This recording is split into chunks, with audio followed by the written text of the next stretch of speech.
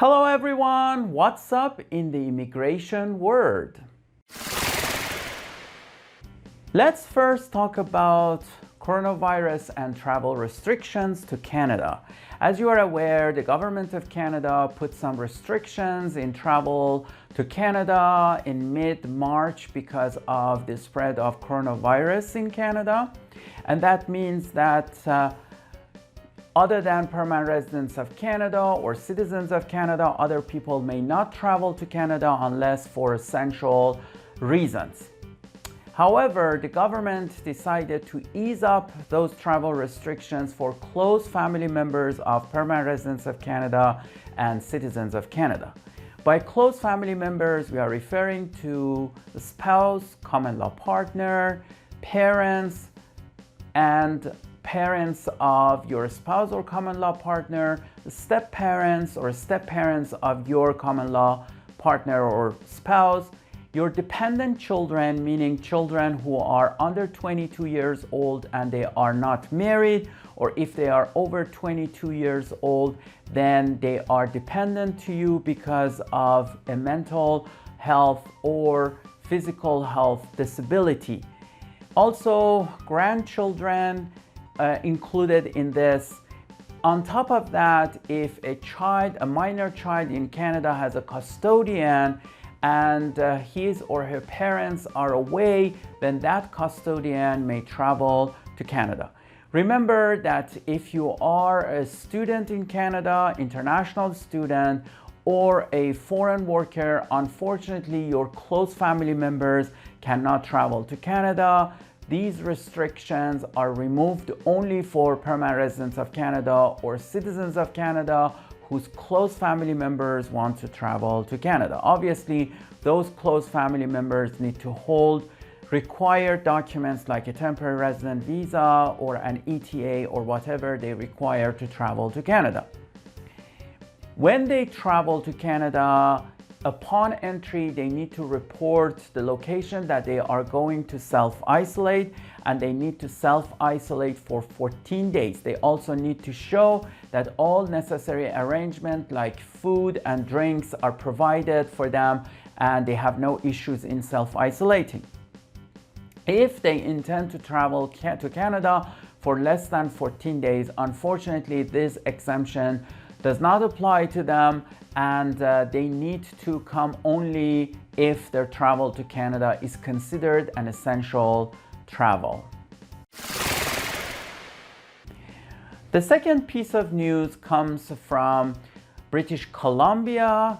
BC had run a pilot program called Tech Pilot, or BC PNP Tech Pilot, which targets 29 different jobs, mostly in communications, IT, engineering, or web design, or graphic design and web development, and also authors, translators, and so on.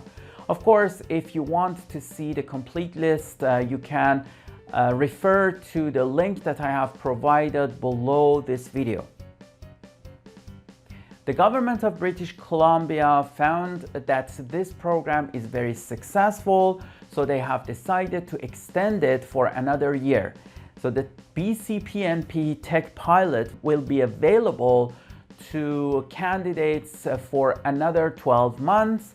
Keep that in mind, that the first step is that an employer in British Columbia wants to offer you a position under one of those 29 job titles. Otherwise, you are not able to use this program. It's a fantastic program for those people who qualify. There will be weekly draws, and also they try to expedite processing those applications so they can become permanent resident of Canada as quickly as possible. The last but not least is about biometrics and work permit. As you are probably aware, if you want to work in Canada and you do not hold a valid biometric, the first step before the immigration authorities decide to process your application for work permit is to give biometrics. However, majority of biometric centers all over the world are closed This means that you cannot complete your biometrics and therefore your application will not be processed. The government decided a few days ago that they are going to lift the requirement to do biometrics first for 3 groups of workers to Canada. And these 3 groups include those people who would like to work in the field of agriculture or agri-food industries, or in healthcare sector, or they are truck drivers. In those circumstances, when you submit your application for work permit, even if you do not hold a valid biometric, the immigration officers will process your application. That doesn't mean that they will approve your application, but it means that they will process your application without biometrics. If they approve your application, then you will travel to Canada, and at the port of entry, a CBSA officer will run biometrics for you on the spot. They will issue the work permit for you and you can enter Canada. If you are from a country like Mexico, you can apply for your work permit at the port of entry.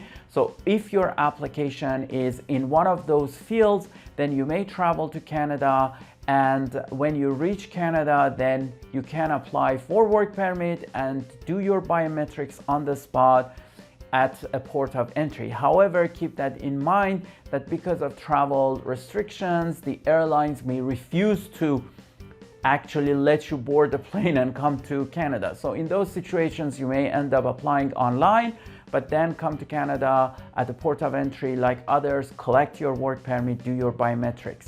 When you enter Canada, obviously you need to self-isolate for 14 days. You are not allowed to work for your employer during those 14 days. However, your employer is responsible for your salary during those 14 days. And even after self-isolation, they are not allowed to ask you to do things that will not follow the Quarantine Act or other acts regarding the pandemic. Thank you very much for watching this video. I hope you enjoyed it.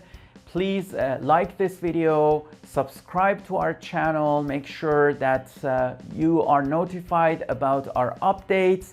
And of course, we will have a lot more for you in terms of training sessions, educational short videos, and of course news about immigration to Canada. My name is Al Parsai. I'm a regulated Canadian immigration consultant.